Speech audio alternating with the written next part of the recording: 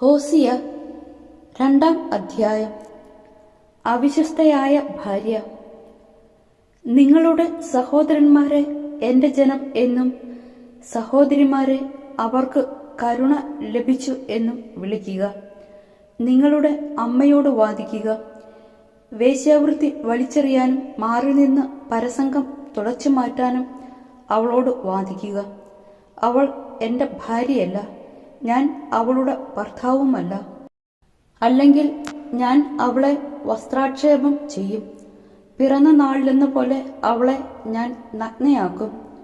ഞാൻ അവളെ വിജനപ്രദേശം പോലെയും വരണ്ട നിലം പോലെയും ആക്കും. ദാഹിച്ച് മരിക്കാൻ ഞാൻ അവൾക്ക് ഇടവരുത്തും. അവളുടെ മക്കളോടും എനിക്ക് ദയ ഉണ്ടാവുകയില്ല. അവർ ജാരസന്തതികളാണ്. അവരുടെ അമ്മ പരസംഗം ചെയ്തു. അവരെ ഗർഭം ധരിച്ചവൾ ലജ്ജാകരമായി പ്രവർത്തിച്ചു. എനിക്ക് ഭക്ഷണവും വെള്ളവും കമ്പിളിയും ചണവസ്ത്രങ്ങളും എണ്ണയും സുഗന്ധദ്രവ്യങ്ങളും തരുന്ന കാമുകന്മാരുടെ പിന്നാലെ ഞാൻ പോകും എന്ന് അവൾ പറഞ്ഞു. അതിനാൽ ഞാൻ അവളുടെ പാത മുള്ളുവേലി കെട്ടി അടയ്ക്കും. അവൾക്ക് വഴി കണ്ടെത്താനാവാത്ത വിധം അവൾക്കെതിരെ മതിൽ കെട്ടി ഉയർത്തും.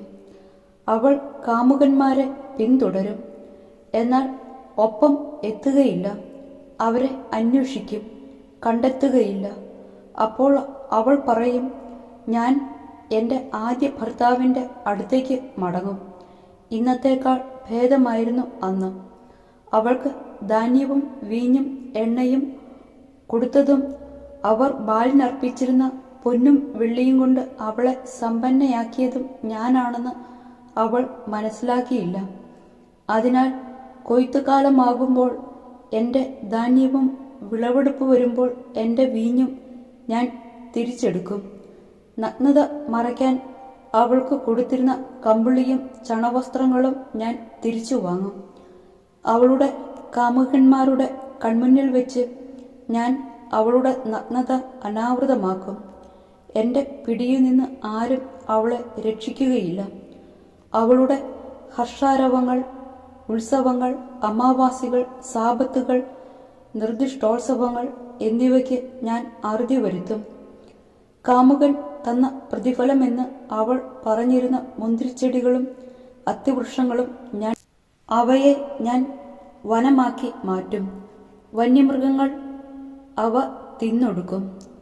സുഗന്ധദ്രവ്യങ്ങൾ അർപ്പിച്ച് ബാൽദേവന്മാരുടെ ഉത്സവങ്ങൾ ആഘോഷിച്ചതിനും എന്നെ മറന്ന് കർണാഭരണങ്ങളും കണ്ഠാഭരണങ്ങളും അണിഞ്ഞ് കാമുകന്മാരുടെ പുറകെ പോയതിനും ഞാൻ അവളെ ശിക്ഷിക്കും.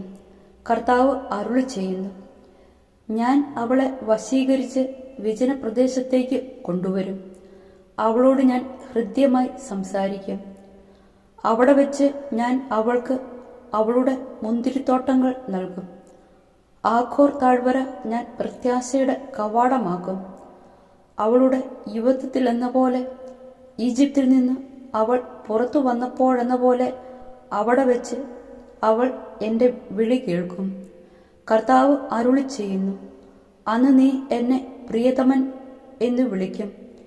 എൻ്റെ ബാൽ എന്ന് നീ മേലിൽ വിളിക്കുകയില്ല. ബാൽദേവന്മാരുടെ പേരുകൾ അവളുടെ അധരങ്ങളിൽ നിന്ന് ഞാൻ അകറ്റും. മേലിൽ അവരുടെ പേരുകൾ അവൾ ഉച്ചരിക്കുകയില്ല.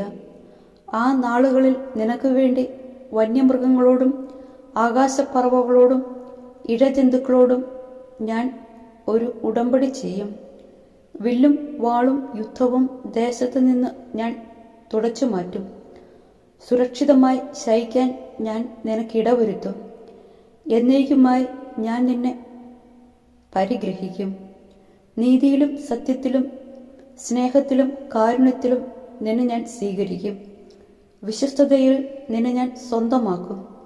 കർത്താവിനെ നീ അറിയും. കർത്താവ് അരുളി ചെയ്യുന്നു. അന്ന് ഞാൻ ആകാശത്തിന് ഉത്തരമരുളും, ആകാശം ഭൂമിക്കും. ഭൂമി ധാന്യവും വീഞ്ഞും എണ്ണയും കൊണ്ട് ഉത്തരം നൽകും. അവ ജസ്രലിന് ഉത്തരം നൽകും. അവനെ ഞാൻ ദേശത്ത് എനിക്ക് വേണ്ടി വിതയ്ക്കും. കരുണ ലഭിക്കാത്തവളോട് ഞാൻ കരുണ കാണിക്കും.